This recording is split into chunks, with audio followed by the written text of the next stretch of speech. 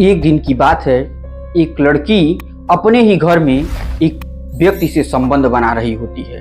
वो लड़की देखने में बेहद खूबसूरत और हसीन होती है, जिसकी उसकी खूबसूरती की जितनी भी तारीफ की जाए उतनी कम होती है।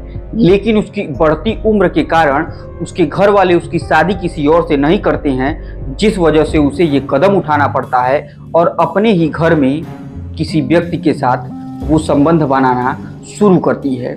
जैसे ही वो देखती है कि उसके भाई और बहन इस घर से निकल जा रहे हैं, घर में कोई नहीं है, उस समय ये बेहतर मौके की तलाश करती है और उसके साथ संबंध बनाना शुरू करती है। लेकिन उसे नहीं पता होता है कि वो समझ रही है कि उसे कोई नहीं देख रहा है, लेकिन किसी की नज़र उसके ऊपर जरूर पड़ी रहती है और वो नज़रें इन सब घटनाओं को बेहद बारीकी से देखती थी और तब तक देखती थी लड़की पूरी तरीके से संतुष्ट नहीं हो जाती, इसका मन नहीं भर जाता। तब तक वो आंखें किसी चीज़ को देखती हैं तो सिर्फ और सिर्फ इस लड़की को और उस व्यक्ति के द्वारा बनाए जाने वाले संबंध को। अब क्योंकि जो देख रही होती है बच्ची, उसकी उम्र महज 10 साल होती है और ये सब देखने के बाद उसके भी विचार बदलने शुरू होते हैं और उसको भी लगता है कि कब मुझे ये सब करने को मिलेगा, और उसकी उम्र मात्र अभी 10 साल की रहती है। नमस्कार दोस्तों, मेरा नाम आर्यन मिश्रा है और जुर्म के वर्चस्व की कहानी में आज की कहानी एक चंबल के ऐसे डाकू के बारे में बताएंगे जो हवस की इतनी प्यासी हो चुकी थी कि उसे ये नहीं समझ में आ रहा था कि वो कितने लोगों के साथ संबंध बना रही है, कितनी बार संबंध बना रही है और क्यों वो ऐसा कर रही है। सिर्फ और सिर्फ उसे हर बार एक अलग आदमी चाहिए था। तो ये पूरी कहानी अंत तक जरूर सुनिएगा और अगर आप चैनल पर नए हैं तो चैनल को सब्सक्राइब, वीडियो को लाइक और वीडियो को ज़्यादा से ज़्यादा शेयर कीजिएगा।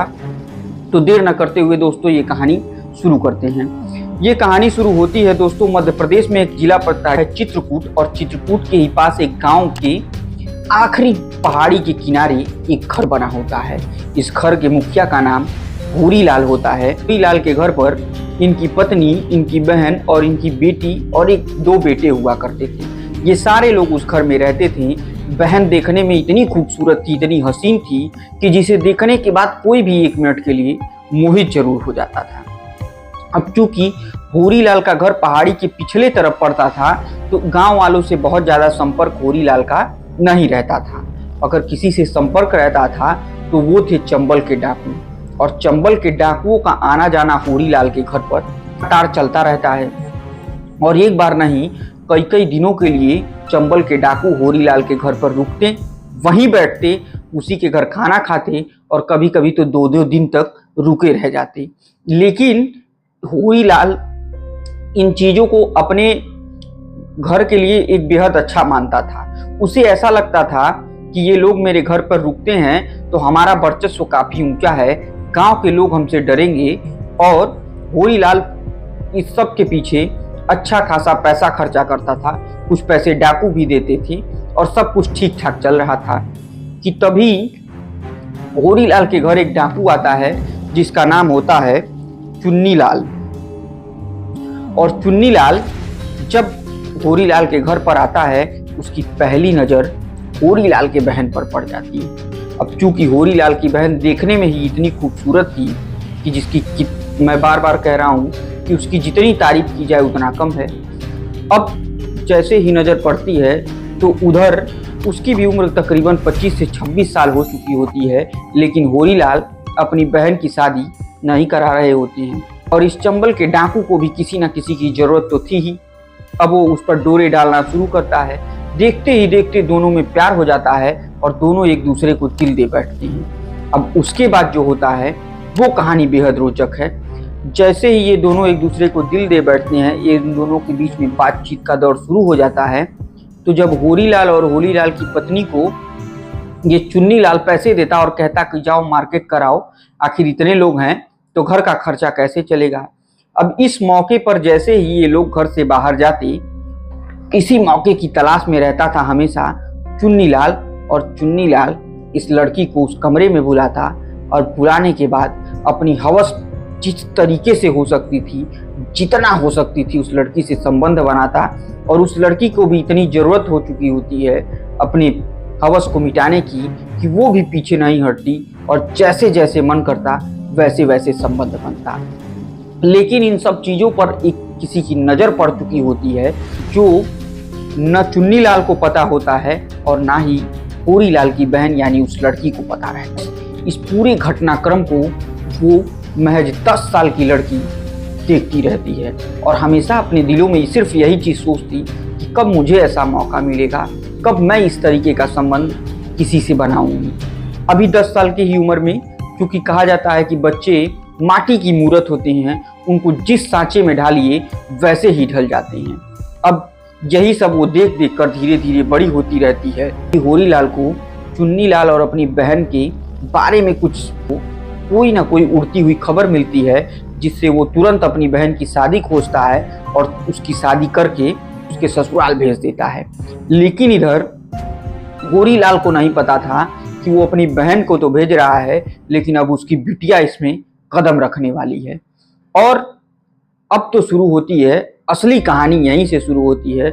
बच्ची का नाम होता है साधना, और आपने भी नाम सुना होगा कि साधना, और आपने सुना होगा कि साधना पूरे चंबल की सबसे खूबसूरत, सबसे हसीन डाकू थी, और सबसे हवसी डाकू भी अगर कहें तो गलत नहीं होगा, क्योंकि उसे हर रोज एक नए नए आदमियों से संबंध बनाने की जरूरत पड़ती थी। तो ये ठीक, ये कहानी भी साधना की ही शुरू करते हैं। अब उसकी उम्र तकरीबन 10 साल से 14 से 15 साल के बीच रही होगी कि वो जिस बुआ की शादी हो गई रहती है, उसका देवर एक दिन यहीं पर आता है और रुकता है।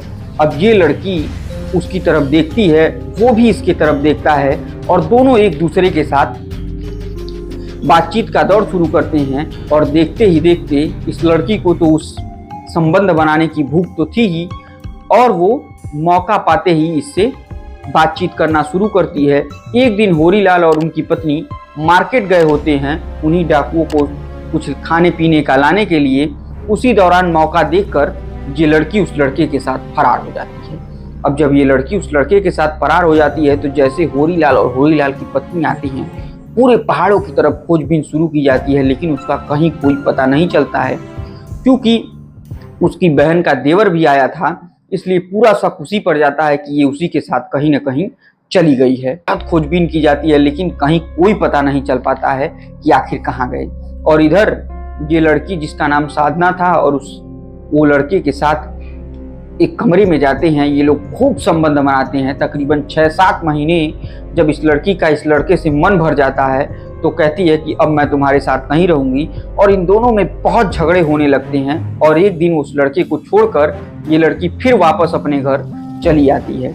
इधर रिश्तेदारों का ताना, गांव वालों का ताना, डाकुओं का हंसना, ये सब सुन सुन के होरीलाल अंदर ही अंदर एकदम दुखी हो चुका होता है। और जैसे ही ये लड़की घर आती है, घर आने के महज 10 से 12 दिन के अंदर ही होरीलाल की मौत हो जाती है। और शायद उसकी मौत का कारण ये लड़की ही थी कि मात्र 15 साल की लड़की अगर घर छोड़कर किसी की भाग जाए और इज्जतदार बाप होगा, तो जरूर उसको इस घटना की मलाल रहेगा, और इसी मलाल की वजह से इसकी मौत हो जाती है। अब होरीलाल की पत्नी इस बात को समझ चुकी होती है कि किसी कीमत पर मेरे पति की जिम्मेदार ये लड़की है, इसकी जल्द से जल्द शादी करा के यहाँ से हटाया जाए, नहीं तो बहुत बड़ी दिक्कत होगी। उधर इस लड़की की उम्र 16 साल के आसपास होती है कि इसकी शादी एक 34 से 35 साल के व्यक्ति से करा दी जाती है। अब ये खुशी खुशी ये लड़की उस व्यक्ति के साथ चली जाती है, और ठीक उसी तरीके से रहती है जैसे कोई पत्नी अपने पति के साथ रहती है। इसके साथ भी इसका संबंध कुछ दिनों तक चलता है। जब ये संतुष्ट नहीं हो पाती है उस व्यक्ति से, तब ये कहती है कि अब तुम्हारे साथ भी मैं नहीं रहूंगी, और उससे भी झगड़े करके वहां से निकलने की कोशिश करती है।